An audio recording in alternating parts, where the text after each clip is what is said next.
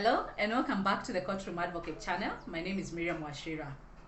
Thanks for watching and subscribing to this channel. Today I want to tell you a story of how I ended up in Kilifi County. At this juncture of my career, I was working for that organization that supports child victims. And we were called upon down to Kilifi because there was a matter that was not going very well.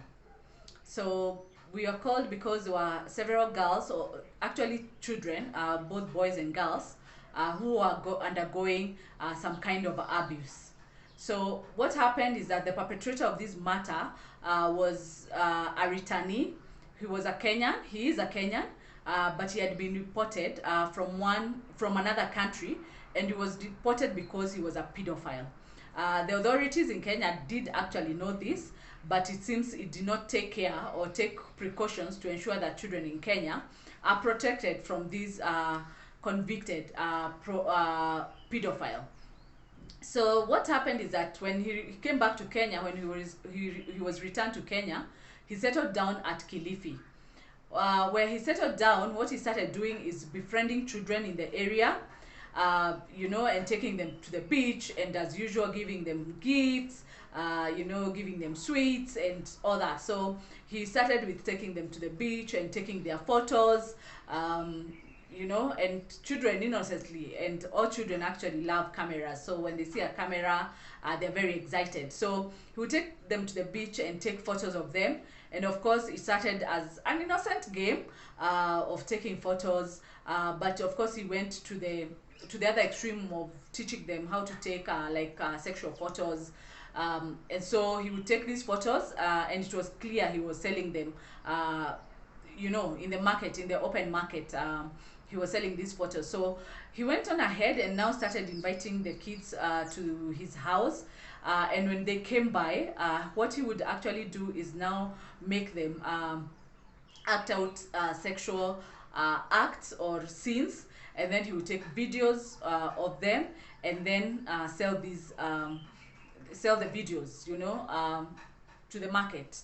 What was shocking, and why we were even called in as an organization to come support this case, is because some of the parents thought it was all right, or thought they did not want this man prosecuted. So this man was very clever. So what he did not only involve the girls, but he involved the parents. So he started being nice to the parents, and he would actually ensure that when there's no food, he would provide food for them.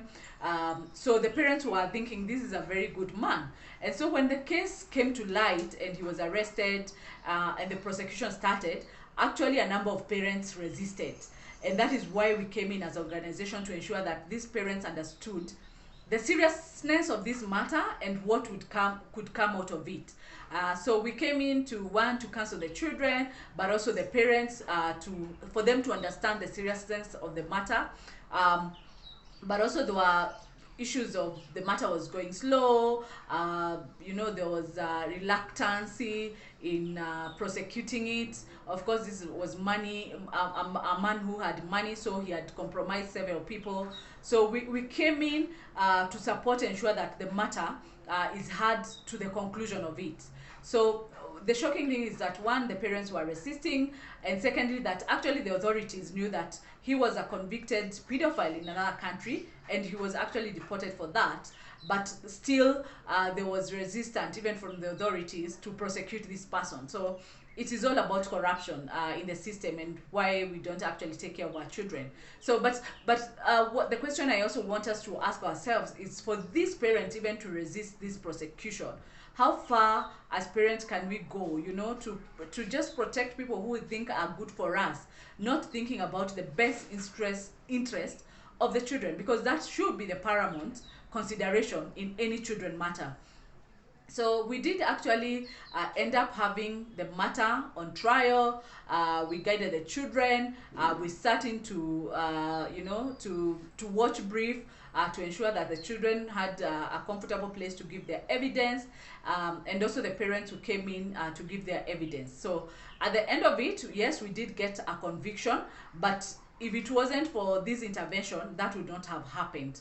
So, but for me, the question is, as parents, when your children come home with gifts, do you ask them where they got the gifts from?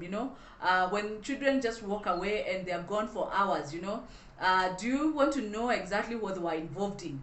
And how far can you, as parents, can you go to sell your child? Because these parents were actually just saying, yes, we do not want this just because this man was providing for them in one way or another. But also, as a society, as a system, are we taking care of our children?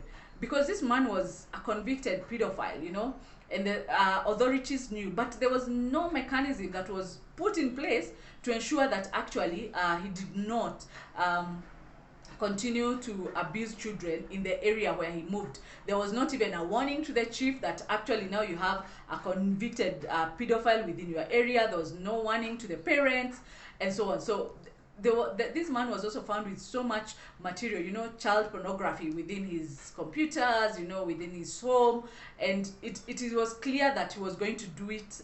He had been doing it for a while, and he would move to different communities, entice the children, entice the parents. He becomes this friendly person, and I've seen it in some estate where a certain person comes and he's really engaged with the children, and he has this following of children.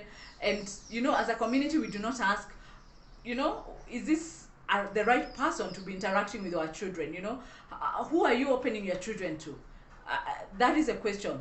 And I know sometimes as parents we say we are so busy, or when we go to work we leave our children under caregivers, and these caregivers are not even keen to know who the children they are relating with out there.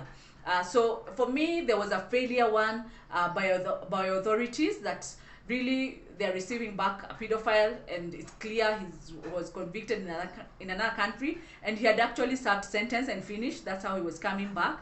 But when he came back, there was no warning, there was no follow-up.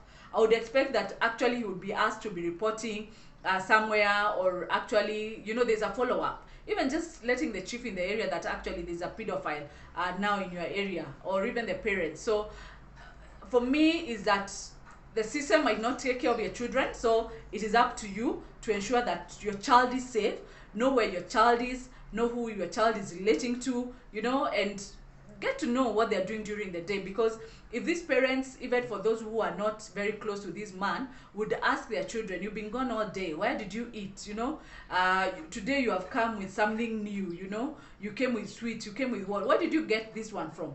The parents would have known actually that there is some kind of abuse happening. Also teaching our children and empowering them to know a good touch and a bad touch, even just knowing some photos are not allowed, knowing that whether you are being asked to play some game by an adult is kind of an abuse. If these children were a bit empowered, I know we keep on resisting sexual education, but if these children were a bit empowered, I believe they would not have been abused. They would have even communicated to someone. But it also tells me that these particular children did not have a trusted adult who they shared with. Because I think if a child has somebody, they should be able, after a while, just say, we go to Uncle so-and-so, and this is what happens, And children like to tell secrets. Can I tell you something?